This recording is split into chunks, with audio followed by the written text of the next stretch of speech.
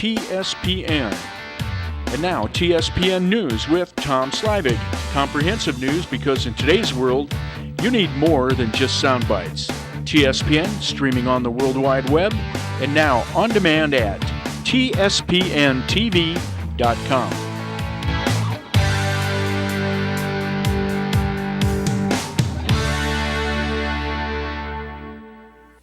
Hi, everyone, and welcome to today's News in Depth. And once again, I have Rich Farrington?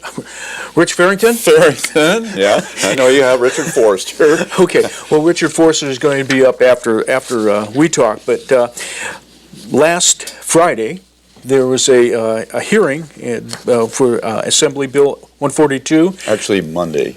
It was Monday. I'm so sorry. Okay. All right. So Friday. Actually, I guess last Thursday, there was a meeting prior to this where got together, the negotiation team got together and went over with the, I guess, was it with the board at that time? Were you there? No. So I was at another meeting, but okay. Our representatives were there, met with the committee chairman. This is the Assembly Natural Resources Committee. Right. And pretty much kind of finalized amendments that we had been talking about, that some of the public and the proponents of Wild and Scenic were advocating. Okay, so both sides were there, and that was on Friday. Thursday, and then Thursday or Friday. Friday. Okay, and then Monday, that's when some of the people went down, and that's when they had the actual, I guess it would be the committee to meet to find out how they were going to vote on it. Right. So they got information on the previous meeting, and then probably some more information. What went on there, Richard? Well, the committee hears a whole series of bills, and they first introduced the bill, and our Assemblyman Frank Bigelow was sitting in the front row.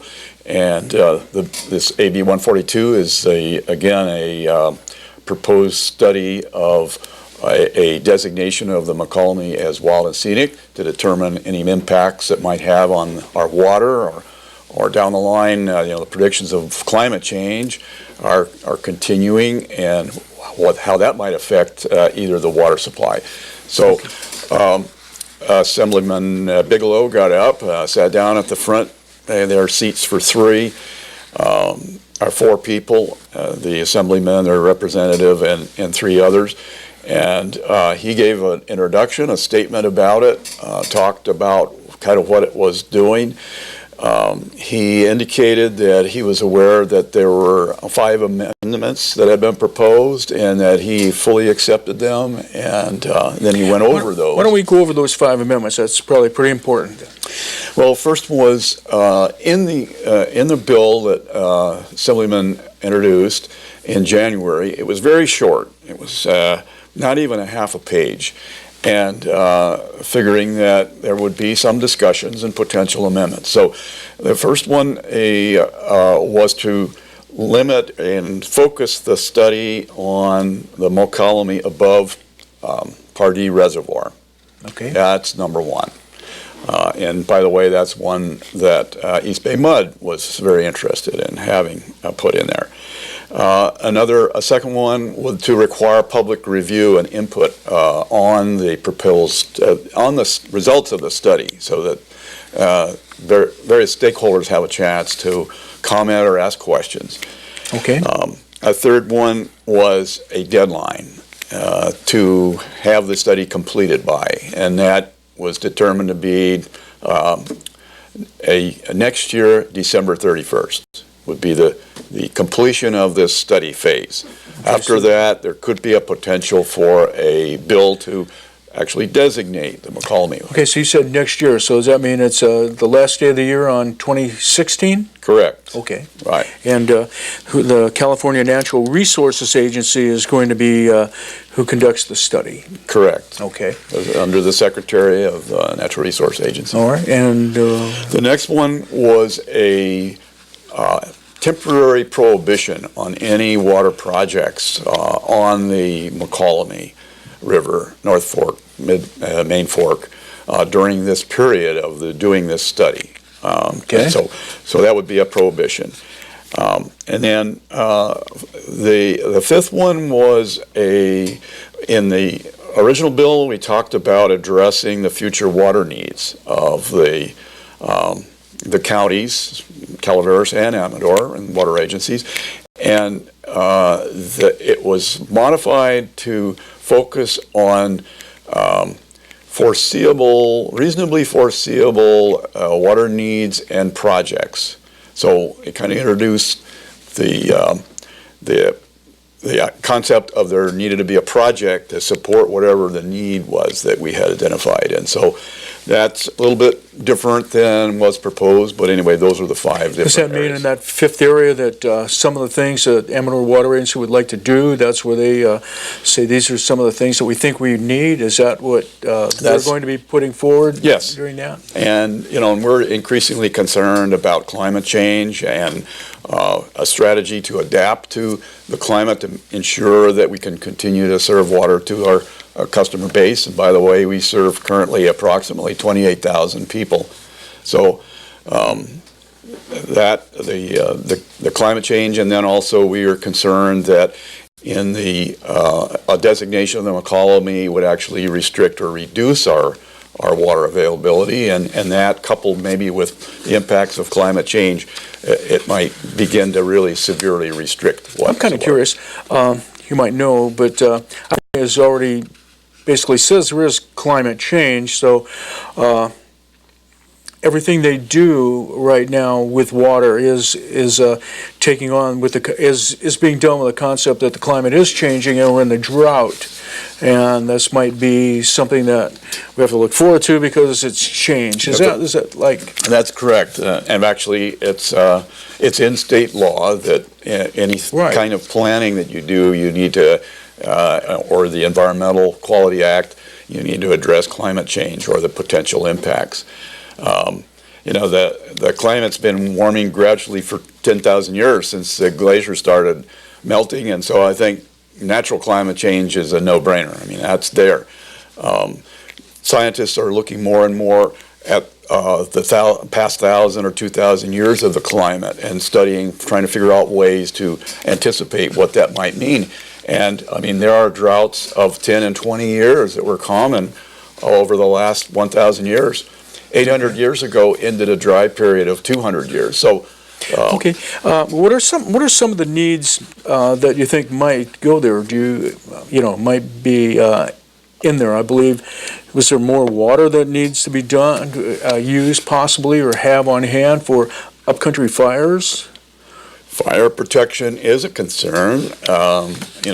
We have water rights where we can withdraw water out of the river, but we have some of those backed up with water stored in reservoirs, such as Lower Bear River Reservoir, Upper Bear, Upper and Lower Blue Lake, Twin Lakes, and Meadow Lake have quite a bit of storage of our water right provides for those. So, but there are some issues around that we feel we need to firm that up to make sure that we can continue at the current service levels. Okay, as well as potential growth over the future. And our timeline is like looking out 75 to 100 years. It's not like the general plan of the county. They're looking out, 25 years from now. It might take us 25 years to actually do some kind of a project. Okay, so the water agency, then, which you're president this year. Yes. Is that going to be your priority, or one of the things that you're going to be doing is trying to firm up ideas of what you want done? Right. Okay, and when will you meet to talk about those, or have you already We actually have a engineering and planning committee that's already been working on this, trying to figure out what our strategy is going to be, and we'll be bringing something to the board hopefully in the next month or so. Oh, okay, so we have this, and I'm just curious now. Before this bill, that we were waiting for the Mokelumne study to be finalized. Is the Mokelumne still going on? Yes. Okay. That's a stakeholder type process of all the various interests of people that use water out of the Mokelumne watershed.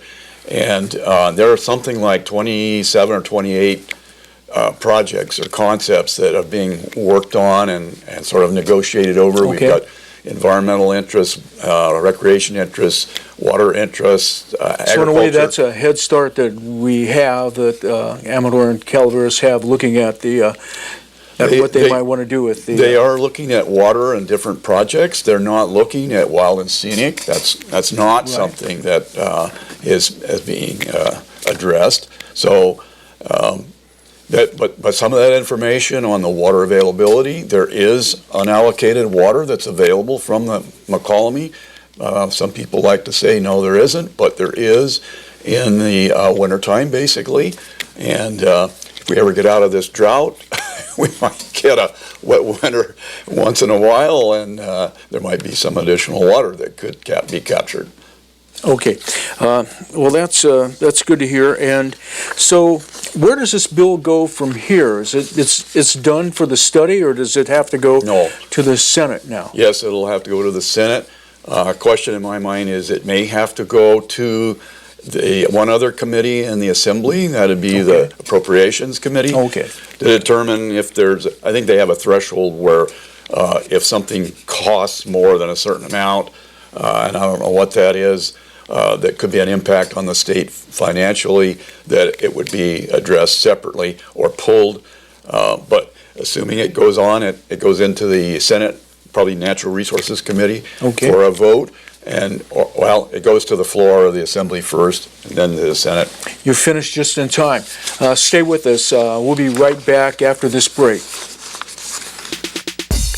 You're watching Amador County's local television network,